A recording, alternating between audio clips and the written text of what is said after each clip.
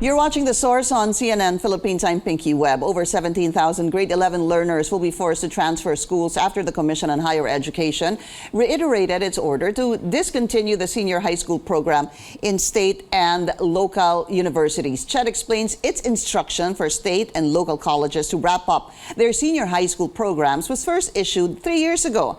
Since there's, quote, no legal basis to fund it, lawmakers called on education officials to ensure no student will be left out because of the phase-out. Let's go straight to the source of the story. We have Education Assistant Secretary Francis Bringas. Asec, good to see you again. Welcome to the source. Salamat po sa inyong oras. Intindihin po natin to. Happy New Year to you. Ay, Happy New Year din po. Let's understand the situation. So, for context, bakit ho sinabi ng CHED and ordered basically state and local colleges and universities to stop offering senior high school programs? In other words, grade 11 and 12 next school year. Okay, let's start with that, Asec. It's actually provided by law, Pinky. It's in RA 10533, that's a K-12 basic education law natin. Nasa IRR natin yan, Section 32, na hanggang 5-year transition lang ang pag-offer ng mga SUCs and LUCs ng senior high school.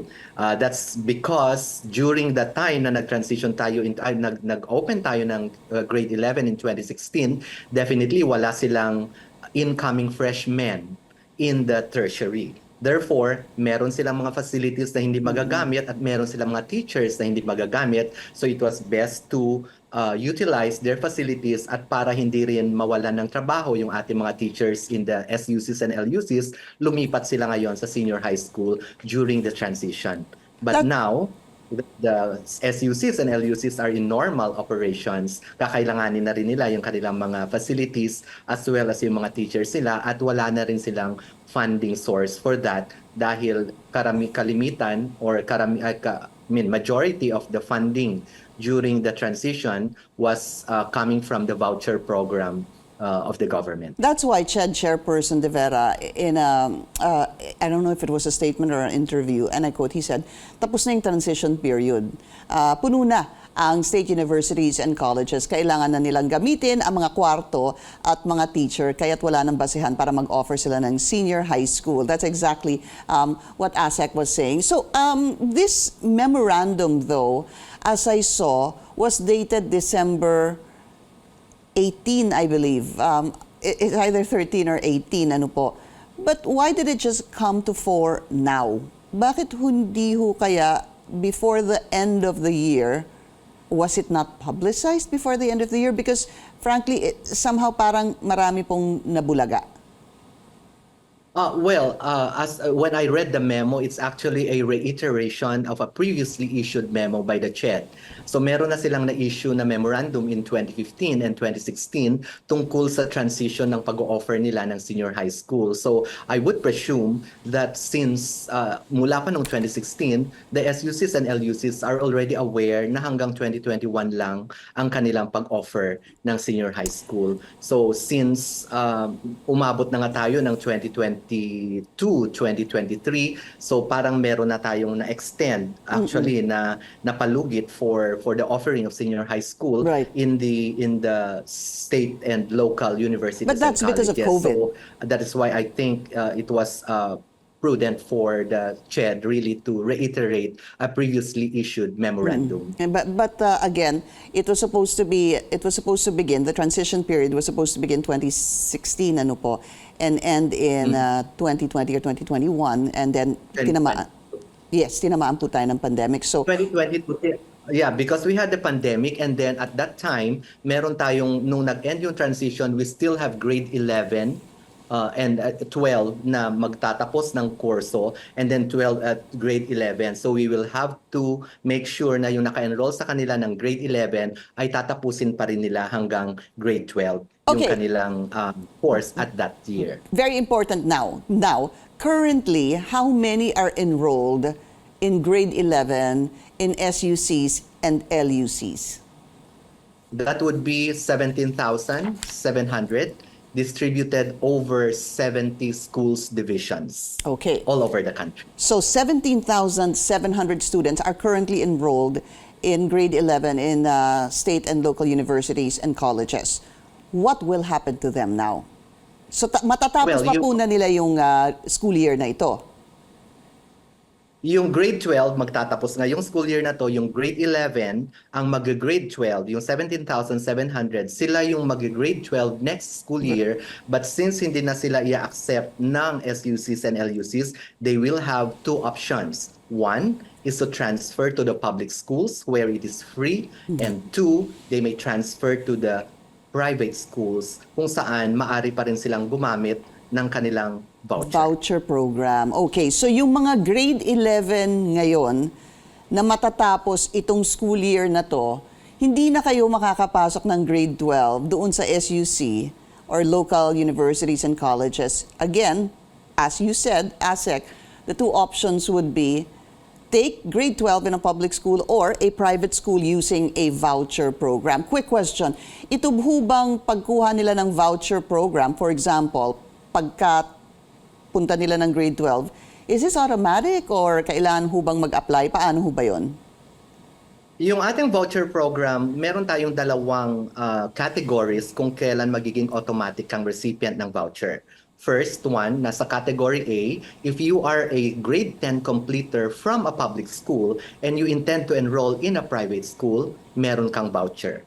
Or second, if you are studying or grade 10 completer in a private school but a recipient of a grant, same grant in junior high school, automatic kang makakakuha ng voucher. Now, meron din tayong mga cases na hindi magpo-fall sa dalawang categories na ito. Meron din tayong category C, D, and E kung saan kailangan na nilang mag-apply para makareceive ng voucher. Okay, we need to take a very short break. This is The Source on CNN Philippines. Please stay tuned.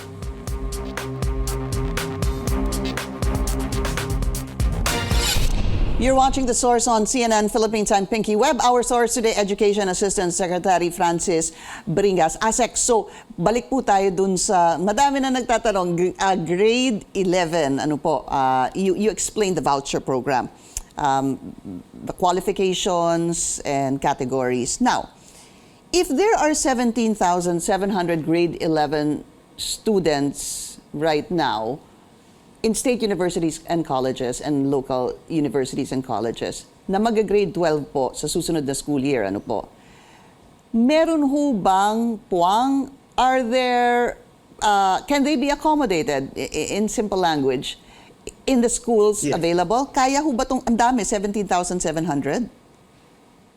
Yeah, definitely ma-accommodate natin sila, Pinky. Malaking number yung 17,700, but that's all over the country, distributed over 70 schools division offices. So it will boil down to around 250 learners per schools division office. So marami tayong mga public schools and private schools within the area of the SUCs and LUCs sa location. Nakikita natin yan dito sa ating planning service. Actually, hawak ko na ngayon yung plotting natin kung saan possible na mag-enroll yung mga madi-displaced na learners from the SUCs na mapupunta sa public schools and private schools. Meron tayong plot na ngayon na at least 2 public school and 2 private school per SUCS and LUC location kung saan maaari silang lumipat. And we are taking into consideration, of course, yung mga specializations na kukunin nila. Yeah, yung sinasabi niyo po na pinaplot ninyo, well and good, no? Number one, when can they see this so that they have an idea on where they can move? And number two, yung pinaplot niyo ho ba na 2 private at 2 public, malapit lang po sa kanilang pinag-aaralan, kung sa yung kanilang eskwelahan ngayon?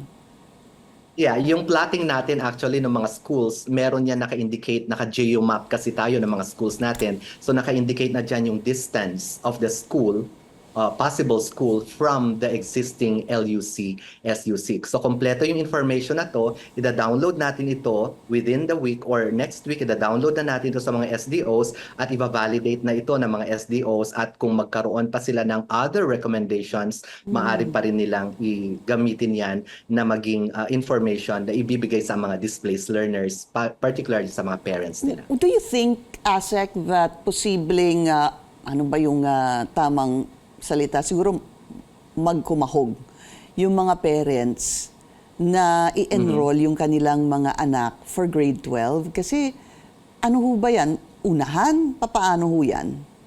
Hindi naman. Hindi naman siya unahan. So, makikita natin na ang maging basis pa rin ng mga parents would be which school, either public or private, would be nearest to their residence. So, alam naman natin yung mga nag-aaral ng SUCs and LUCs, maaring hindi sila galing doon sa locality mismo kung saan nakalagay yung SUC. Maaring nanggaling sila sa ibang barangay, and meron tayong mga nakaposition naman na public schools and private schools in this residential area. So, maari din nilang i-scout kung wala sa listahan na plinat ng planning, maari din silang mag-scout doon sa nearest to their residence. Pwede na silang tumingin ngayon ng available na senior high school. They can start looking already, no, Asec?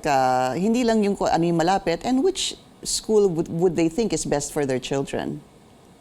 Yeah, the choice would still be up for the parents kung saan nila gusto. But definitely, we will be providing assistance to all these displaced learners para maging seamless yung kanilang transfer from the SUC, LUC to either a public or a private school. And there is a commitment from the DepEd that these 17,700 will be able to go to school and start their grade 12.